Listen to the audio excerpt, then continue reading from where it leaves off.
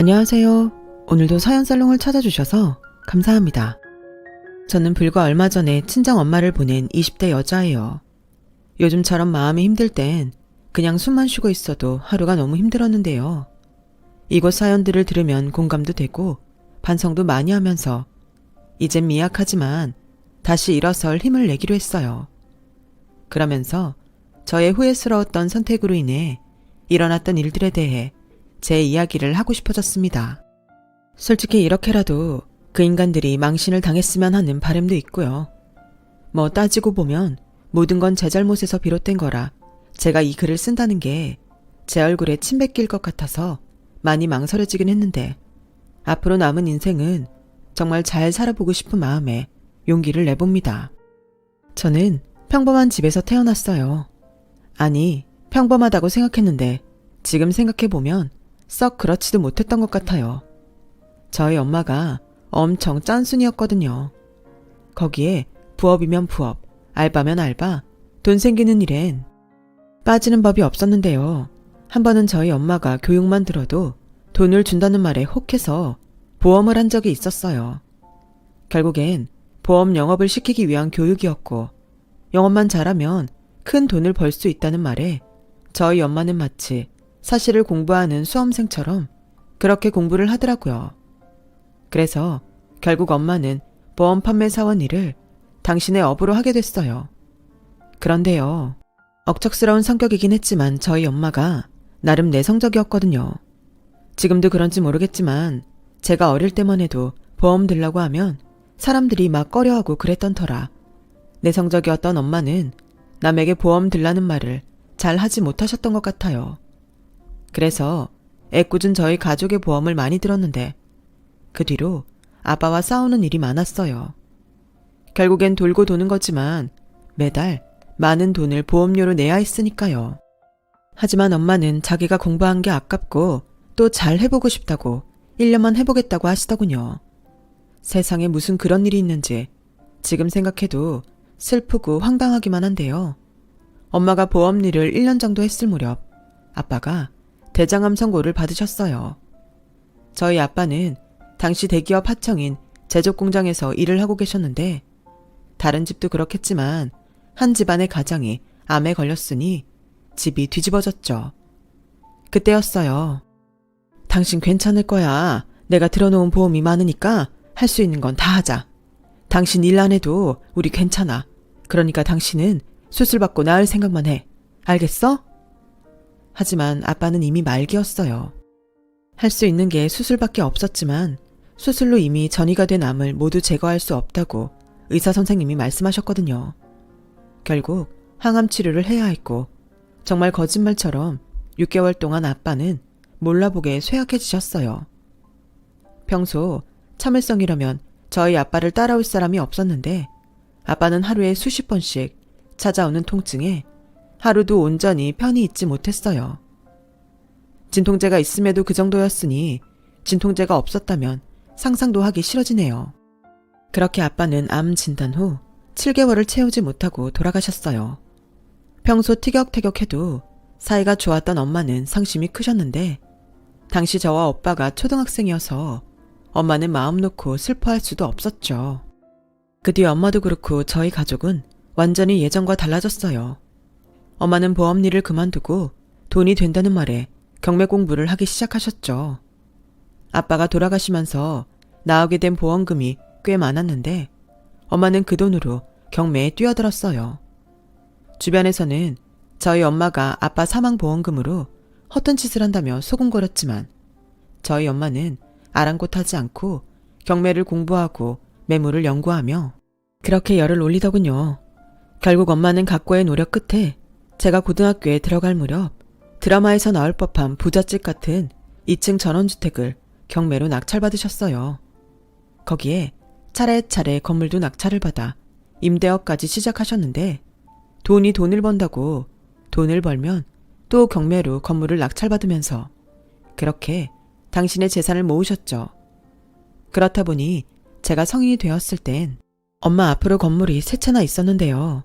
덕분에 저는 경제적으로는 아쉬운 것 없이 컸고 오빠는 아니었지만 저는 엄마가 돈이 많으니 그다지 열심히 살진 않았던 것 같아요.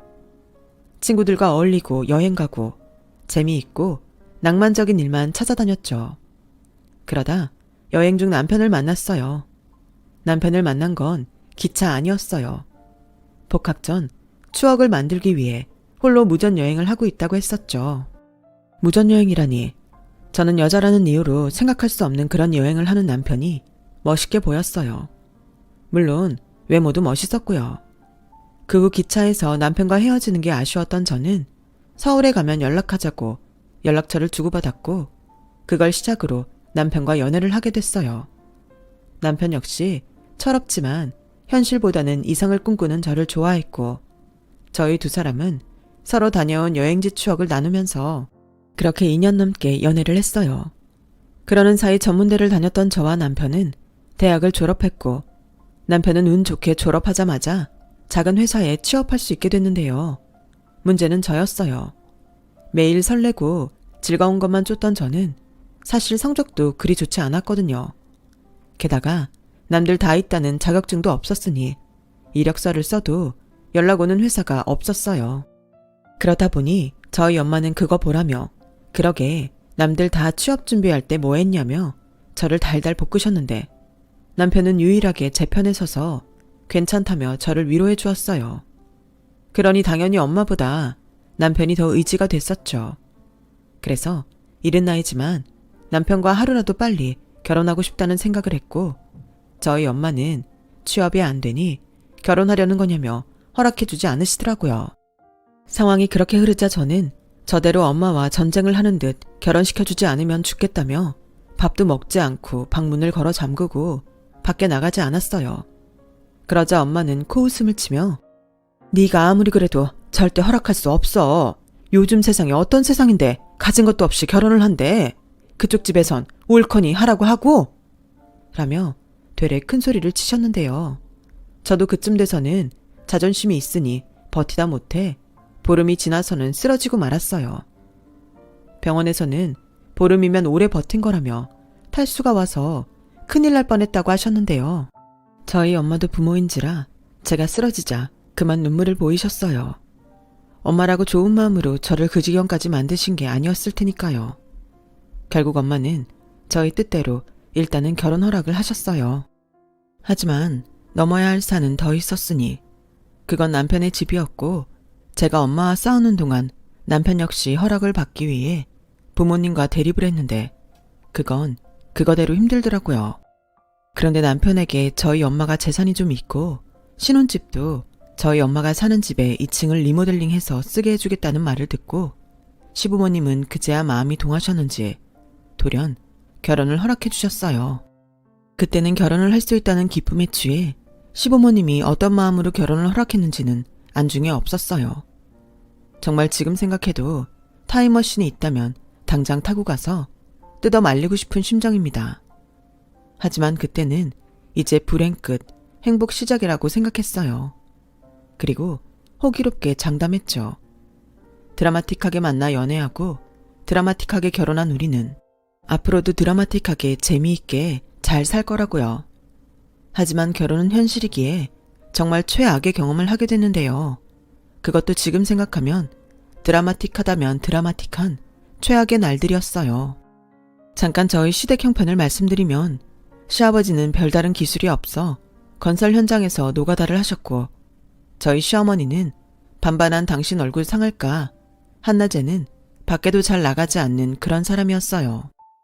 해도 잘 들지 않는 반지하에 전세로 사시면서도 마음은 늘 부잣집 사모님처럼 사셨는데 시아버님이 시어머니라면 깜빡 죽으셨어요.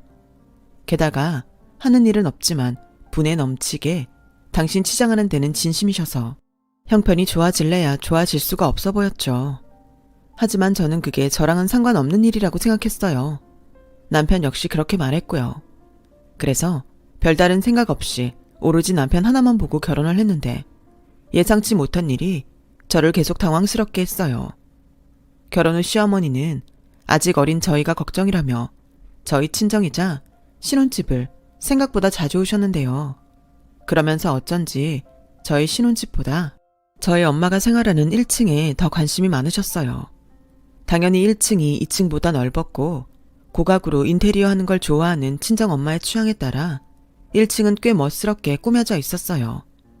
시어머니는 그게 당신 취향에 맞다며 틈만 나면 저를 보고 오셨다가 1층에 내려가 마치 당신의 집인 듯 몇 시간을 죽을 치고 있다 집에 돌아가시는데 정말 당황스럽더라고요.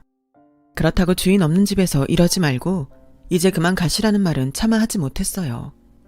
그때 당시 저희 엄마가 지방 부동산에도 관심이 많으셔서 지방에 내려가는 일이 많았고 오빠도 대기업에 입사를 하면서 따로 나간 터라 핑계 댈 일도 없었고요. 그랬더니 점점 시어머니는 도를 넘어 아침 일찍 편하게 입을 당신 옷을 챙겨오셔서는 제가 있는 2층은 그냥 거쳐만 갈 뿐 바로 1층에 내려가 옷을 갈아입고 소파에 앉아 커피를 드시며 TV 리모컨을 꿰차고 계시는데 누가 보면 집 주인인 줄 알겠더라고요. 그래서 더는 안 되겠다 싶어 제가 말했어요. 어머니, 여기는 저희 엄마가 쓰시는 공간이니까 이제 그만 2층으로 올라가세요. 아니 왜? 2층에 너희가 살면 1층도 왔다 갔다 할 수 있는 거 아니니? 너 설마 내가 오는 게 싫으니? 난 오히려 너 편하게 있으라고 1층에 내려와 있는 건데? 아니, 저 보러 오셨다면서 자꾸 1층으로 내려가시니까 저희 엄마가 알면 기분 나쁘실 것 같고요. 어머, 별꼴이야. 너 지금 니네 집 돈 좀 있다고 나 무시하냐? 설사 니네 엄마가 알고 기분 나빠해도 넌 내 편을 들어야지. 내가 이 꼴 보려고 너희 결혼 허락한 줄 알아? 됐고, 난 여기서 저녁 1일 연속극도 다 보고 갈 거야. 그러니까 넌 저녁 준비나 해. 어머니, 그러다 저희 엄마라도 일찍 오시면요. 오면 오는 거지? 내가 남이야? 도저히 대화가 통하지 않았어요. 그러니 저는 어쩔 수 없이 남편에게 이야기할 수밖에 없었는데요. 나중에 알고 보니까 저희 엄마가 저희 부부 해먹으라고 채워놓았던 냉장고 식재료들도 시어머니가 당신 집에 가실 때 야금야금 챙겨가셨더라고요. 저는 이대로는 안 되겠다고 생각했어요. 그래서 저도 일자리를 구하러 다닌다는 핑계로 집에 있지 않았는데요. 제가 집에 없으니 당연히 시어머니도 들어오지 못하실 거라고 생각했는데 제가 오후 늦게 집에 가보니 저희 어머니는 어떻게 문을 여시고 1층 저희 엄마 안방에서 주무시고 계시는 게 아니겠어요? 얼마나 놀랐는지 저도 모르게 큰 소리가 나오고 말았죠. 어머니, 여긴 어떻게 들어오셨어요? 왔니? 근데 왜 소리를 지르고 그래? 가뜩이나 나 심장 약해서 잘 놀라는데 네가 없으니까 열쇠공 불러서 문 따달라고 했지. 네 연락처 줬으니까 거기로 돈 입금하면 된다. 어머니, 이건 아니죠. 저도 없는 집에 문을 따고 들어오다뇨. 난 여기 오면 그렇게 마음이 편해. 우리 집은 잠도 제대로 잘 수도 없고 오래돼서 꿉꿉한 냄새도 나는 게 피부에도 안 좋은 것 같고 영 지낼 수가 없단 말이야. 그럼 2층을 가세요. 여긴 저희 엄마 방이잖아요. 어머, 너 지금 나한테 정색하는 거니? 니네 엄마 지금 안 계시잖아. 성우가 그러는데 내일이나 오신다며. 오빠가 그래요? 그럼 여태 오빠한테 물어보고 저희 엄마 없을 때마다 오신 거예요? 그래, 나 딴 애는 남한테 피해주지 않으려고 그런 건데 무슨 문제 있니? 그때 저는 솔직히 소름이 끼쳤어요. 시어머니는 정말로 그게 아무 문제가 없다고 생각하는 그런 얼굴이었거든요. 게다가 당신 논리로는 제가 당신 아들이랑 결혼했으니 당신도 그럴 권리가 있다고 하는데 시어머니의 다음 말이 더 가관이었는데요. 정 내가 여기 있는 게 싫으면 니네 엄마도 우리 집에 마음대로 가시라고 해. 나는 전혀 상관없으니까. 이제 할 말 다 했으면 좀 나가줄래? 얘는 사람 자고 있는데 괜히 깨워서는 가정교육을 어떻게 받은 거니? 저는 너무 화가 났어요. 남편도 용서가 되지 않았고요. 그래서 그날은 남편이 집에 오기만을 기다렸다가 당장 어머니 모시고 집에 가라고 화를 냈는데 남편이 그러더군요. 우리 엄마가 원래 이런 집에서 사는 게 꿈이셨어. 물론 점점 정도가 심해져서 나도 말씀을 드려야겠다고 생각은 했는데 주영이 네가 좀 이해해주면 안 될까? 우리 엄마가 오죽 부러웠으면 저러시겠냐? 나중에 우리 분가하면 그러고 싶어도 못하실 거야. 그럼 그냥 우리 분가하자. 원룸 월세도 난 괜찮아. 아니, 여기 리모델링 해주셔서 넓고 좋은데 원룸은 뭐하러 가? 알았어. 내가 엄마한테 잘 말씀드려서 거실만 쓰시라고 할게. 그럼 괜찮지? 뭐가 괜찮다는 건지 저는 그때 콩깍지가 비로소 벗겨진 것 같았어요. 그렇게 멋있고 낭만 있다고 생각한 남편이 뭐가 옳고 그른지도 모르는 지질이 궁상의 찌질이 같더라고요. 그날 이후 모든 게 변했어요. 낭만과 이상만 쫓던 제가 저희 엄마가 그렇게 바라던 현실에 눈을 뜬 거예요. 그리고 시어머니의 만행도 저희 엄마가 더 이상 지방에 내려가지 않게 되면서 끝이 났는데, 그러자 걸핏하면 저를 불러 이사 타령을 하셨죠. 네가 봐도 여기가 니네 집에 비하면 너무 초라하잖아. 나를 봐라. 밖에 나가면 당연하게 사모님 소리를 듣는데 내가 이런 짓고 저게 산다는 게 말이 되니? 그래서 하는 소린데 네가 니네 엄마한테 말씀 좀 잘 드려서 우리 이사 좀 가게 해주면 안 될까? 어머니, 농담이라도 그런 말 하지 마세요. 자식인 저도 엄마한테 신세 지고 있는 거 다 아시잖아요. 아니, 그게 신세야? 2층에 궁전처럼 리모델링 다 해줬잖아. 그래도 저희도 당연히 분가하고 싶죠. 죄송하지만 그건 좀 어려울 것 같아요. 너는 니네 능력 있는 엄마 뒀다 뭐 했으니? 이럴 때 네가 며느리 노릇 톡톡히 해주면 내가 널 업고 다니겠다. 안 업어주셔도 돼요. 그리고 다른 용건 없으시면 저 이만 일어날게요. 오늘 면접 보기로 한 알바 자리가 있어서. 뭐? 알바? 네가 왜 일을 해? 저도 이제 생각 바꿨어요. 한 푼이라도 더 벌어서 오빠랑 분가하려고요. 그리고 틈틈이 자격증 공부해서 애 갖기 전에 취직할 거예요. 아니, 한 살이라도 젊을 때 애를 낳지. 돈 있는 엄마도 있으면서. 돈은 제가 아니라 저희 엄마가 있는 거니까요. 그리고 저희는 당분간 애 가질 마음 없어요. 그럼 이만 가보겠습니다. 사실 거기까지는 참을만 했어요. 제 선에서 딱 선을 그으면 된다고 생각했으니까요. 그런데 그것도 잠시. 저는 또 시어머니의 선 넘는 요구를 듣게 됐어요. 그건 어느 날 날벼락처럼 날아온 소식 때문이었는데요. 현장에서 일을 하시던 시아버님이 추락사고를 당하셔서 병원에 이송됐다는 연락이었어요. 그래도 다행히 9층이 아닌 2층에서 떨어지셔서 걱정했던 것과 달리 큰 부상은 아니었어요. 하지만 떨어지시면서 발목이 골절되어 시아버님은 당분간 병원 신세를 지어야 하셨는데 시어머니가 그러시더라고요. 주영아, 네 시아버지가 저렇게 돼서 우리 이제 어쩌냐? 그래도 저 정도인 게 천만다행이에요. 아까 담당 선생님께 여쭤보니 수술 안 해도 된다고 하셨잖아요. 그래도 이 일을 못하잖아. 당분간은 기부스에 목벨까지 짚고 다녀야 한다는데 우리는 그 사이 뭐 먹고 사니? 아, 그러게요. 주영아, 너도 시집 왔으니까 우리 가족 맞지? 이럴 때야말로 네가 나서야 해. 네? 제가요? 제가 어떻게? 얘가 왜 이렇게 말귀를 못 알아들어? 집에 가서 엄마한테 상황 좀 잘 말씀드리고 네가 우리가 너무 걱정이라고 말 좀 해봐. 뭐 정 민망하면 빌려달라고 해도 되고 나중에 니들 월급으로 갚으면 되잖아. 어머니! 나도 자존심 상해서 이런 말하기 싫어. 근데 어떻게? 아니면 니들이 대출이라도 받아서 우리 주든가. 정말 너무 짜증났어요. 그 흔한 실비보험도 없으시더라고요. 도대체 돈 벌어다 어디에다 쓰시는 건지 이런 것도 대비가 안 되어 있는 시댁에 저는 정말 말이 나오지 않았죠. 저는 시어머니의 말처럼 친정 엄마에게 손 벌릴 생각이 없었어요.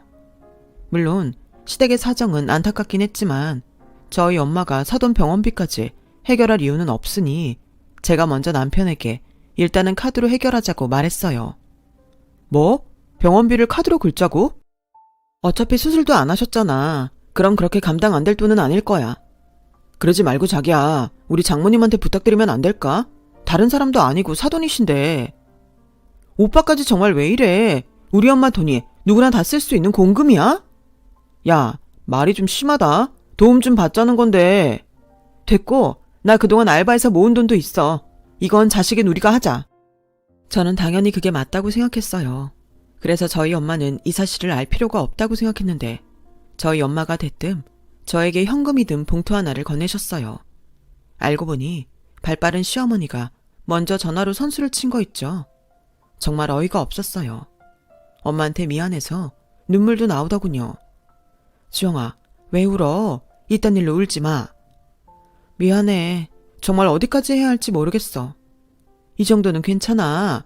재산을 뚝 잘라서 달라는 것도 아니고 당신도 여간 곤란하니까 나한테까지 그런 말을 했겠지. 그런 말 하면서 얼마나 자존심 상했겠니. 엄마는 네가 초서방이랑 행복하면 그걸로 됐어. 둘이 아직도 좋아 죽지? 그렇지. 그럼 됐다. 엄마 또 금방 나가봐야 해. 아파트 하나 경매 나온다고 해서 한번 가보려고. 잘하면 우리 딸 분가할 때 해줘도 좋으니까. 엄마는 마치 제가 시댁 때문에 소가리를 하고 있다는 걸 다 아는 듯 말씀하셨어요. 그리고 봉투를 열어 금액을 확인하니 200만 원이 들어있었고, 제가 생각하기에 병원비와 시아버님 치료하는 사이 두 분 생활비는 될 거라고 생각했어요. 부족하면 제가 모은 돈을 드리면 되니까요. 그런데 환한 미소로 봉투를 받은 시어머니는 액수를 확인하고는 얼굴빛이 싹 바뀌었는데요. 그러면서 무슨 생각인지 제 앞에서 이런 말을 했어요. 세상에, 고작 200만 원? 있는 사람이 더 한다더니 니네 엄마 짠순이 맞나 보다. 성우가 그러는데 원래 사돈이 짠순이였다며. 아무리 돈을 벌면 뭐하니? 사람 분파는 안 바뀌는 걸. 세상에, 이 푼돈으로 뭘 하라고. 내가 그렇게 먹고 살게 걱정이라고 노래를 했는데 니네 엄마 원래 그렇게 눈치가 없니? 아니면 자기한테 돈 좀 부탁했다고 날 깔보는 거야? 어머니, 지금 그게 무슨 말씀이세요? 싫으면 다시 주세요. 저는 정말 화가 나서 드린 봉투를 다시 받으려고 했어요. 그러자 자기도 아차 싶었는지 얼른 봉투를 자기 주머니에 넣으며 어색하게 자기가 시아버님 때문에 많이 놀랐고 예민해서 그런 거라며 말을 돌렸는데, 그 뒤 시어머니의 행동이 더 어이가 없었어요. 돈이 없어서 그렇다며 시아버지에게 수술할 것도 아닌데 퇴원하자고 짜증을 내시더라고요. 결국 다음날 시아버님은 통원 치료를 받기로 하고 퇴원을 하셨어요. 그리고 그날은 남편이 시아버님의 퇴원을 돕기 위해 월차를 냈는데요. 저도 그동안 쌓인 게 많아서 그런지 남편에게 짜증을 냈네요. 남편도 자기한테 왜 짜증을 내냐며 저에게 짜증을 냈고요. 둘이 깨벗고 행복하려고 한 결혼인데 이게 뭔가 처음으로 결혼한 걸 후회했어요. 하지만 제가 행복하면 됐다고 말하던 엄마 생각에 남편과 헤어질 생각은 하지 않았는데요. 그때까지는 그래도 남편과는 큰 문제가 없으니 시댁 때문에 헤어지고 싶지 않다고 생각했던 것 같아요. 그래서 더더욱 시어머니와 단판을 지어야겠다고 생각했는데, 저희 엄마가 친한 동네 이모들이랑 3박 4일로 제주도를 간다며 집을 비우자 시어머니도 3박 4일 당신 짐을 싸서 저희 집에 오셨어요. 아니, 정확히 말하면 저희 집이 아닌 저희 엄마 집이었죠. 어머니, 아버님은 어쩌시고 여기로 오셨어요? 주영아, 나도 너무 힘들어. 휴가가 필요해. 원래 아픈 사람보다 옆에서 간호하는 사람이 더 힘들다. 이제 네 시아버지 목발 짚고 곧잘 다녀. 그래서 나도 여기서 좀 지내련다. 너는 신경 쓰지 말고 내려올 거 없다. 아, 여기 뭐가 맛있니? 배달 좀 시켜봐라. 근데 어쩌죠? 저희 오빠가 엄마 안 계시는 동안 오기로 했는데. 뭐? 니네 오빠가? 왜? 엄마가 자꾸 집을 비워서 좀 그렇다고 오빠한테 부탁하고 가셨대요. 오빠도 마침 휴가가 남았는데 집에서 쉬고 싶다고. 아니 왜? 다 큰 남자가 지 집 놔두고. 여기도 오빠 집이에요. 오빠 본가. 결국 시어머니는 다시 당신 짐을 싸들고 시아버님이 계시는 집으로 궁시렁거리며 돌아가셨어요. 그리고 나중에라도 제가 거짓말한 것을 들키면 안 되니 오빠에게 그간의 일을 이실직고할 수밖에 없었는데요. 박주영, 너 지금 네가 말한 게 전부 사실이야? 오빠, 3일 휴가 내는 거 어려우면 그냥 3일만 여기에서 출퇴근해. 여기에서 왔다 갔다 하는 모습 보이면 괜찮을 것 같은데. 그러게, 왜 그런 결혼을 하냐고. 엄마가 반대했을 때는 다 그런 이유가 있는 건데. 그리고 네 남편은 그걸 가만히 보고 있어? 하도 없이 살아서 그런 거니 이해해달래. 뭐? 그놈도 제정신이 아니네. 나도 알아. 그래서 아닌 건 아니라고 정리하고 있어. 그러니까 이번에 오빠가 와서 나 좀 도와줘. 내가 평생 오빠한테 아쉬운 소리 한 적 있어. 알겠어. 일단은 3일은 힘들고 2일은 휴가 내서 갈게. 네 남편한테는 내가 오늘 밤 늦게라도 집에 간다고 해. 그리고 오빠 그놈 가만 안 둔다. 너 나서지 마. 알겠어. 저는 사실 오빠가 나서면 어느 정도 문제가 해결될 거라고 생각했어요. 그리고 어느 정도는 그게 먹히기도 했는데요. 남편에게 오빠가 1층 집에 와 있기로 했다고 하자 당황한 기색이 역력했어요. 아니, 형님이 집에 왜 오시는 거야? 내가 다 말했어. 오빠는 이해해달라고 했지만 난 도무지 이해할 수 없어. 나중에 엄마가 알면 난 뭐가 돼? 그래서 미연에 방지하려고. 앞으로는 엄마가 집 비우면 우리 오빠가 와 있기로 했어. 그러니까 이젠 어머니한테 집 빈다고 말하지 마. 가만 보면 어머니보다 오빠가 더 나빠. 진짜 너무하네. 그냥 부잣집 사모님 체험하고 싶다는 건데 우리 엄마만 불쌍하다. 평생 소원이라고 했는데. 아니, 그 소원을 왜 남의 집에서 이루려고 해. 입장 바꿔서 생각해봐. 우리가 고급 아파트 사는데 우리 오빠가 이런 아파트에 사는 거 소원이었다고 우리 없을 때 몰래 머물다 간다고 생각하면 기분 안 나빠? 기분 나빠. 그게 정상이야. 이제 이해했어? 앞으로는 이런 일 없도록 해. 알겠어. 남편은 저에게 약속했어요. 그리고 자기 집에도 자기가 말한다고 했는데 남편에게 이야기를 전해 들었는지 시어머니가 저를 밖에서 보자고 하시더라고요. 솔직히 저 불러다 화라도 내시려고 그러나 생각했어요. 그래서 이참에 나도 할 말은 하자 라고 생각하고 나갔는데요. 시어머니는 저의 예상과는 달리 한껏 미소를 지으며 고상하게 저를 기다리고 계셨어요. 우리 주영이 왔니? 너 좋아하는 걸로 시켜. 여기 커피향 진짜 좋다. 어머니, 저 부르신 용건이 뭐예요? 너는 무슨 애가 그렇게 급해? 커피 한 잔 음미할 시간도 없어. 다른 건 아니고 내가 성우 말 듣고 곰곰이 생각했는데 그동안 내가 참 염치가 없었다 싶어. 아들 처가살이 하는데 엄마라는 여자는 생각도 없이 그 집에서 사모님 체험이나 했다니 내가 낯이 뜨겁더라. 미안하다. 이제라도 알아주셨다니 제가 더 감사해요. 저희가 열심히 벌어서 어머니 좋은 집으로 이사할 수 있게 노력할게요. 어머, 얘 말하는 것 좀 봐. 내 말이 그 말이야. 근데 니들이 벌어서 우리 이사시켜주는 거 너무 오래 걸리지 않겠어? 우리 전세 계약도 끝나가고. 그러지 말고 분가하고 싶다고 엄마한테 말해봐. 이왕이면 큰 아파트로 해달라고 해. 나중에 애 낳고 키우려면 이사 다니기 힘들어. 그럼 내가 거기서 니들이랑 살면서 살림도 해주고 손주도 돌보면 되지. 내가 진작에 이런 생각을 해야 했는데. 그리고 가만 생각해보니까 주영이 너한테도 그만한 게 없더라. 우리 주영이가 아빠가 일찍 돌아가셨잖아. 그럼 아빠 사랑도 오래 못 받았을 텐데 이참에 아빠 그늘에 사는 것도 좋지 않아? 저는 하도 기가 막혀서 헛웃음이 났어요. 하지만 시어머니는 저의 헛웃음을 자기 뜻에 동조한다고 생각한 듯 잔뜩 기대에 부풀었는데요. 저는 속으로 그건 뭐 아빠 체험인가요? 라는 말이 목구멍까지 올라왔다가 겨우 참아냈어요. 그리고 잘됐다고 생각하고 이참에 하고 싶은 말을 쏟아내려고 하는데 오빠에게서 전화가 오더라고요. 오빠, 나 지금 좀 바쁘거든? 나중에. 주영아, 너 지금 당장 땡땡 병원으로 와. 상황이 많이 심각해. 무슨 소리야? 오빠 어디 아파? 내가 아니고 엄마가 쓰러졌어. 근데 병원에 와보니까 상태가 너무 안 좋아. 지금 당장 와. 오늘 밤이 고비래. 저는 머릿속이 하얗게 되는 것만 같았어요. 시간이 없다니. 그러고 보니 요즘 도통 엄마가 너무 바빴던 게 생각이 났고 저는 저를 덮쳐오는 무서운 생각에 시어머니고 뭐고 냅다 오빠가 말한 병원으로 택시를 타고 갔어요. 사실 그때까지도 잘 실감이 나지 않았는데 오빠가 오라는 병실로 가보니 숨이 덜컥하고 쉬어지지 않더군요. 저희 엄마가 인공호흡기를 끼고 힘들게 숨을 쉬고 계셨어요. 엄마가 그동안 많이 아팠나 봐. 우리 걱정할까 봐 말도 제대로 못하시고 지방 간다고 여행 간다고 그러신 게 사실은 병원에 있던 거였어. 아니 왜? 오빠랑 내가 있는데 왜 우리 엄마가 혼자서 병원에 있어? 그러게 말이다. 나라도 자주 전화하고 챙겼어야 했는데 이런 줄도 모르고. 오빠, 우리 이제 어떡해? 우리 엄마 어떡해? 나 그동안 엄마 속만 썩였는데 난 어떡해? 정말 악몽이라면 당장 깨고 싶은 그런 시간이었어요.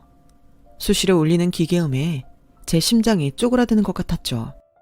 그리고 동이 막 트려는 새벽, 엄마는 한 번도 눈을 뜨지 못하시고 아빠 곁으로 가셨죠. 뒤늦게 연락을 받고 온 남편은 내내 제 옆을 지키다 제가 엄마의 사망 선고를 듣고 쓰러지니 저를 병실로 옮겼는데 정신을 차리고 일어나니 제 앞엔 검은 상복이 놓여있더군요. 꿈이길 간절히 바랬는데 꿈이 아니었어요. 그리고 상복이 있다는 건 장례식장에 가야 한다는 거였는데 정말 가기 싫더라고요.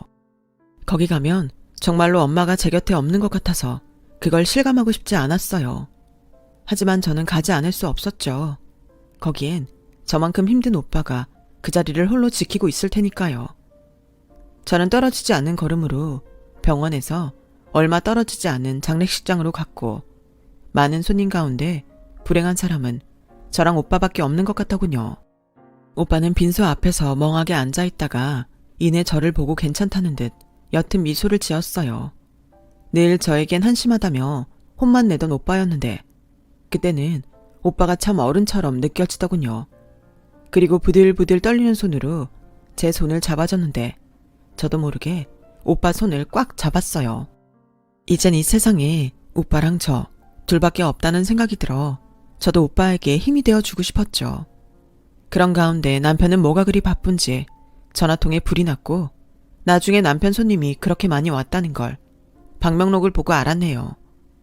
그리고 남편은 회사 사람들은 물론이고 친구들까지 죄다 불렀다고 했는데 엄마의 발인이 있던 날 남편은 이미 자기 친구들에게 말해놨다며 저희 엄마의 관을 들어줬어요. 그 순간은 남편도 가족이라고 고맙고 의지가 되더라고요. 그런데 한편으로는 장례식장에 오지 않는 시부모님이 이상했어요. 남편은 시아버님이 아직은 거동하는 게 부자연스러워서 못 오시는 것 같다고 했지만 그게 이유가 될 순 없다고 생각했죠. 그렇게 저희 엄마 돈을 바라더니 정작 이런 날은 코빼기도 비추지 않는다니 저는 더욱 시어머니가 실망이었고 싫었어요. 그러면서 자연스레 이런 결혼을 해서 엄마 속을 썩인 게 죄송하기만 했는데 발인이 끝나고 남편과 힘들게 집으로 돌아오니 시어머니가 저희 집 1층에서 저를 기다리고 계셨어요. 참 뭔가 분위기가 달라져서 이상하다고 생각했는데 시아버님도 저희 집 1층 소파에 앉아 계시더군요. 저는 너무 황당해서 왜 여기에 계시냐고 물었는데요. 시어머니가 이렇게 말씀하셨어요. 우리 며느리가 이렇게 힘든데 내가 옆에 있어야지. 우리 아예 여기로 이사했다. 전세 계약이 끝나서 그냥 다른 데 갔니? 여기로 오는 게 낫지. 니들 돌아왔을 때 허전하면 엄마 생각이 더 날 텐데. 내가 또 그 꼴은 가슴 아파서 못 보지. 뭐라고요?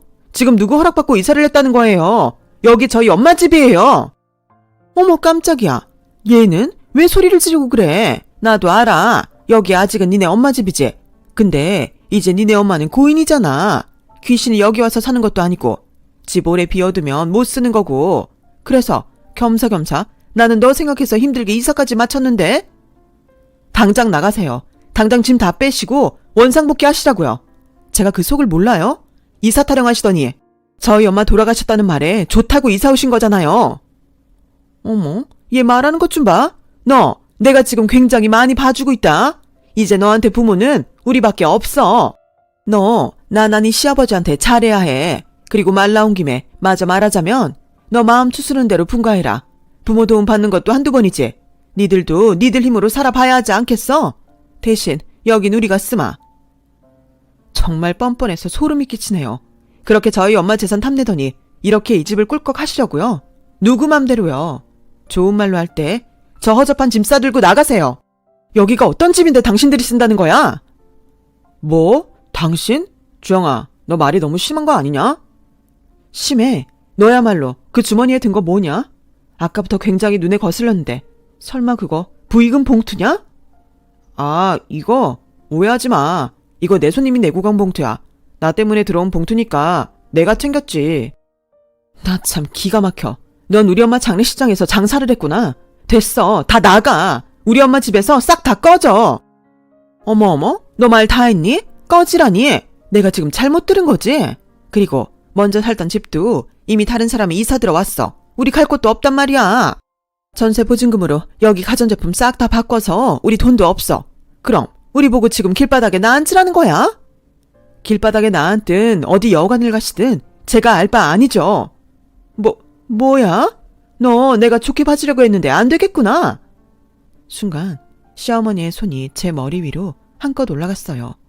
그리고 타이밍도 좋게 저희 오빠가 변호사님과 함께 집으로 들어왔는데요. 멋쩍은 시어머니가 당신 손을 냉큼 치우더군요. 저는 그런 시어머니를 죽일 듯 노려봤어요. 그러자 시어머니와 남편은 그런 저의 시선을 피했는데 저희 친오빠도 집이 좀 이상한 걸 알아채고 한숨을 쉬더군요. 오빠는 엄마가 변호사를 통해 남겨둔 유산에 대해 저와 함께 들어야 해서 왔다고 했어요. 엄마의 재산이 좀 많기도 해서 정리하려면 시간이 꽤 걸린다고 했는데 저도 오빠도 엄마의 재산보다 엄마가 남겼다는 유언장이 더 궁금했어요. 재호야, 주영아, 지금쯤 얼마나 놀랐을까? 이 글을 쓰는 지금 엄마 마음이 미어진다. 우리 아들, 딸, 아빠 없이 잘 커져서 엄마는 내내 고마웠어. 공부 잘하고 든든한 멋진 우리 아들. 세상에서 가장 예쁜 엄마, 딸. 평생 서로 의지하며 살아가길 바란다. 재산은 변호사님 통해서 똑같이 남긴다. 의미 있게 니들이 써주길 바래. 좀 더 니들 곁에 있어줘야 하는데 엄마가 너무 미안해. 그래도 하늘에서 네 아빠랑 우리 자식들 잘 사는 거 지켜볼 거야. 건강하고 행복하게 지내렴. 사랑한다, 내 아가들. 저는 오빠와 한동안 고개를 들지 못할 정도로 울고 또 울었어요. 한편 주방에서 저희 모습을 숨죽여 보던 그 사람들은 그래서 재산이 어떻게 나누어졌는지 궁금해했고 참다 못한 시어머니가 변호사에게 조심스럽게 다가가더니 저랑 저희 오빠가 다 듣고 있는데도 뻔뻔하게 이렇게 묻더군요. 그래서 우리 며느리가 받게 된 재산은 어떤 거예요? 이 집은 우리 며느리 주는 거 맞죠? 아, 세금이 얼마나 나오려나? 어머니, 세금 걱정 안 하셔도 돼요. 저 엄마 재산 한 푼도 안 받을 거예요. 그냥 작은 오피스텔 들어갈 정도만 주시면 돼요. 나머지는 오빠한테 다 넘기겠습니다. 예, 주영아, 너 지금 그게 무슨 소리야? 미쳤니? 아니요, 안 미치려고 그러는 거예요. 정말 미치기 일보 직전이라 그런다고요. 이 방법밖에는 없어요. 설마 저희 오빠 재산까지 탐내는 거 아니시죠? 아니지, 그러실 수도 없어요. 저 이혼할 거니까. 변호사님, 저 이혼 소송 준비하고 싶은데 뭐부터 준비하면 돼요? 보시다시피 저런 시댁이고 저희 엄마 장례식장에서 부의금 장사한 남편이라 더는 이 결혼을 유지할 수 없을 것 같아요. 순간 저희 오빠가 남편 부의금 봉투를 받는지 남편의 멱살을 잡았어요. 그리고 그 돈 다 갖고 꺼지라고 소리쳤는데요. 남편이 기가 팍 죽어서 2층으로 도망간 거 있죠. 그리고 일사천리로 오빠는 사람을 불러 그 사람들의 짐을 몽땅 밖으로 내보냈어요. 당신들이 산 새 가전도 그냥 깨끗하게 같이 내어드렸는데 이러는 법이 어딨냐며 시어머니가 밖에서 고래고래 소리를 지르셨어요. 내내 고상한 척은 혼자 다 하더니 어찌나 욕도 잘하고 앙칼지게 쏘아붙이는지 결국 이웃 주민의 신고로 경찰이 와서야 잠잠해졌네요. 그리고 2층으로 도망간 남편도 저희 오빠가 올라가서 처리를 했는데요. 오빠는 전세 보증금 정도 만들어 줄 테니 복잡하게 하지 말고 저랑 합의 이혼하라고 한 모양이었어요. 그래도 저를 사랑했다면 저희 오빠 앞에서 빌었을 텐데 그놈은 전세 보증금이라는 말에 알겠다며 각서까지 지 손으로 썼더라고요. 합의 이혼 후 다시는 저를 찾아오지 않고 엮이지 않겠다고요. 그렇게 저는 오빠의 도움으로 쓰레기 같은 결혼 생활을 정리할 수 있었어요. 그리고 모든 것이 정리된 후엔 오빠는 엄마의 뜻대로 재산을 나누고 싶다고 했는데요. 왜? 난 진짜 괜찮은데 오빠가 그 인간한테 전세 보증금도 줬잖아. 오빠 그 정도 능력 있어. 그리고 이혼 소송이 얼마나 힘든데 내 친구는 그거 하다가 탈모까지 왔는걸. 그 정도면 싸게 떼온 거야. 그리고 앞으로 세상이 얼마나 험한데 네 앞으로 뭐라도 있어야지. 난 어쩐지 그거 받을 자격이 없는 것 같아. 오빠는 아니지만 난 살면서 엄마한테 불효만한 자식이잖아. 네가 무슨 불효만해. 엄마가 나 독립할 때 그랬어. 너 있어서 괜찮다고. 세상에서 딸 없으면 어쩔 뻔했냐고. 목욕탕도 같이 가고 잔소리할 딸이 있어서 엄마는 매일이 신난다고 했어. 그러니까 그냥 우리 엄마가 주신 대로 감사히 받자. 그리고 앞으론 오빠가 엄마 대신 아빠 대신 할게. 뭐야, 그럼 장가도 안 가고 평생 나랑 살려고? 됐네요. 오빠도 얼른 좋은 사람 만나서 장가 가. 나도 조금만 아프다가 일어날게. 앞으론 정말 열심히 살고 잘 살 거야. 좋은 사람이 될 거야. 장하다 내 동생. 저는 그렇게 오빠에게 약속한 대로 그런 사람이 되기 위해 매일 노력하고 있어요. 요즘은 직업학교도 다니고 있고 주말이면 오빠랑 등산도 다니고 자전거도 타면서 전에 없던 우애를 다지고 있어요. 이런 모습을 엄마가 살아계실 때 보셨다면 참 좋았을 텐데 깨달음은 애석하게 늘 한 발짝 늦는 것 같네요. 그래도 저는 앞으로는 같은 실수를 하지 않도록 예전과는 다른 인생을 살려고 노력하고 있어요. 이혼하고 시어머니는 결국 또다시 반지하 생활로 돌아가셨는데 남편이 저희 오빠가 준 보증금을 갖고 잠적해버렸다고 하더라고요. 그래서 시어머니가 자기를 도와달라고 한동안은 애걸복걸 하셨는데 저희 오빠가 남편이란 놈이 쓰고 간 각서를 보여주고 그것도 정리했어요.